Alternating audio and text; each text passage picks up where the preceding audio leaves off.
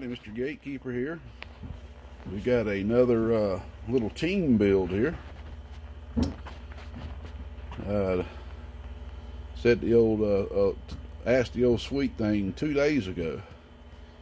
I said, see what you want to do on our time off this evening? You want to go ride around the old country, look at the beautiful country of Big Walton County, Georgia? I said, you want to go out there to the movies or go, or you know, go do this or that, go shopping with no money? She said, no, I want to build another amp. I said, well, shit, can't turn that down. Can't turn down building an amp on my off time. Shoot, building them all day already, so might as well build another one, right? So it was a lot of fun. This is the second one that I've done with her. She pretty much soldered about everything in here pretty much. I'd say about maybe 75–80% of the stuff in here she did. Of course, with me behind her, watching everything she does. And I mean, you can't tell the difference of she building this and me building it. I'll let her pick out the fan grill. So what we have here is a Toshiba non-dot, was it non-dot or red dot? I'll have to look. A Toshiba 2-transistor amplifier, high drive amplifier, biased, be biased. Because we just did that red one, and I heard about maybe 2 or 3, maybe 4 comments. Hey, I'd buy that thing if it was biased, you know. So the good thing about biasing is it's going to sound good on AM for sure, but it's also going to sound good on sideband, of course. So I guess with it being biased, there's a better chance of it selling quicker. And with it being Toshiba's, it's definitely a good, better chance of it selling. So this thing was built with used Toshiba's with an HFE value of, what the heck was it? 48 and 51, I believe. So some Toshiba's with some decently high HFE value. Very good conditions. You know, a used Toshiba these days can sell from anywhere from 100 to 120 bucks. So I took that in consideration. So go ahead and let you know, $400 for this unit, firm. Let's go ahead and show what this puppy's doing, which is going to be doing what any 4-pill will do. But the good thing about it, with this thing being biased like this, you don't really need to put a lot of drive in it. You don't need to run no 1-pill drive, or just hit this thing with a good radio and be happy with it, is the way I look at it.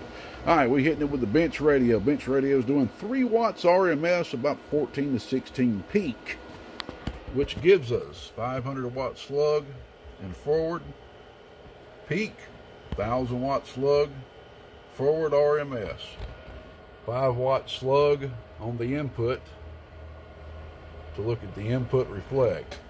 Do-ya, barely any movement. Do-ya. So we are getting about letting the mock flop right there, about 280 to 300 watts PEP, 1000 watt slug, bottom scale, about 80 watts RMS. And that is on 14.6 volts. So we're just hitting this thing with a tiny radio. So let's give it a little bit more drive. We're going to hook up the Stickman Cobra 29. Give it about 8 watts RMS, about 40 peak. And we'll let it ride there. I won't worry about driving any harder than that, because it is a biased box. Biased amplifiers do not need as much drive as Class C. BRB. Alrighty, we got the Stickman Cobra 29 hooked up. 500 watt slug PEP. A little bit over 400 watts PEP. RMS. About 180, 190 watts RMS. See what the dead key's looking like. Real low. Let's turn this thing down about halfway. A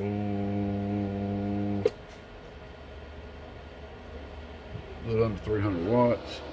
All the way down. 200 watts. Alrighty. Go ahead and show the inside.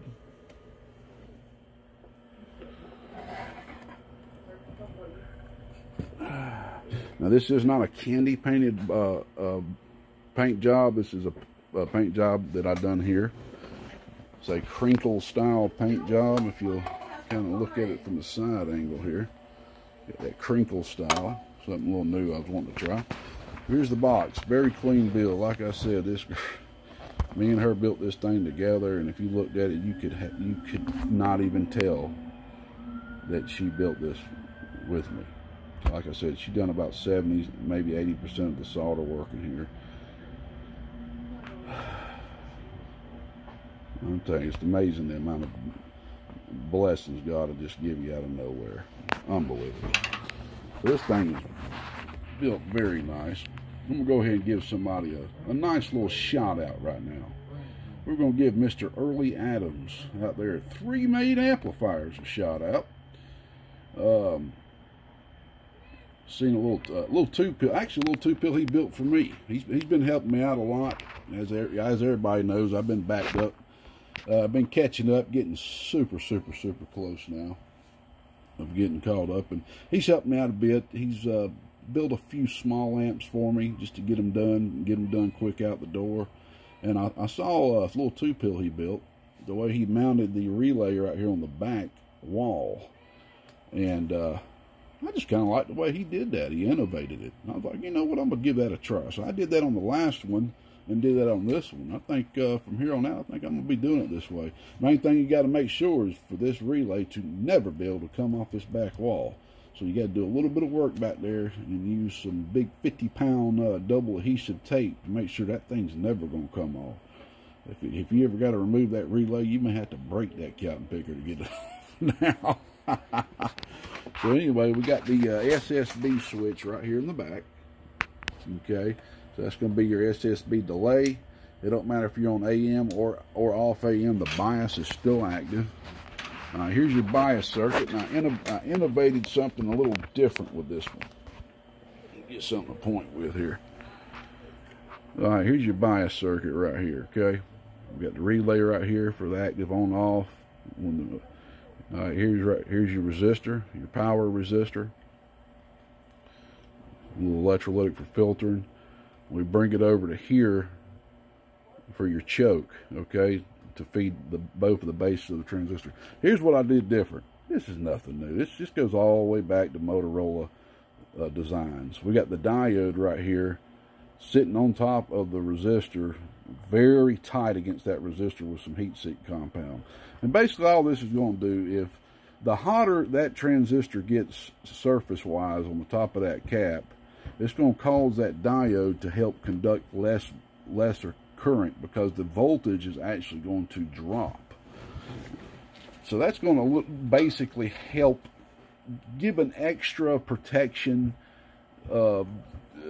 feature to it to help prevent thermal runaway. Thermal runaway is the devil to biased amplifiers. If that thing gets too hot, those transistors get too hot, they will run away and pull current like you've never seen pull, and literally the transistors inside will curl in on themselves. Scary. So that's just a little safety feature. I think I may go ahead and start doing them that way. The only thing that sucks, of course, you know, if that pill ever blows or something, it's just an extra component you're going to have to take off and install back on. But you'll see other amps like Ameritrons. I think I've seen a couple of mini Motorola designs. You'll see the diode sitting over the transistor like that. So just another little safety feature I've been thinking about implementing. I'm going to be, I think I'm going to do that for the next couple of bias boxes I got coming up. So anyway, we got the old almost bulletproof Russian variable in there. I need to go ahead and buy them out, by the way. People are starting to pick up on these. I've been noticing that. So anyway, man, it's pretty to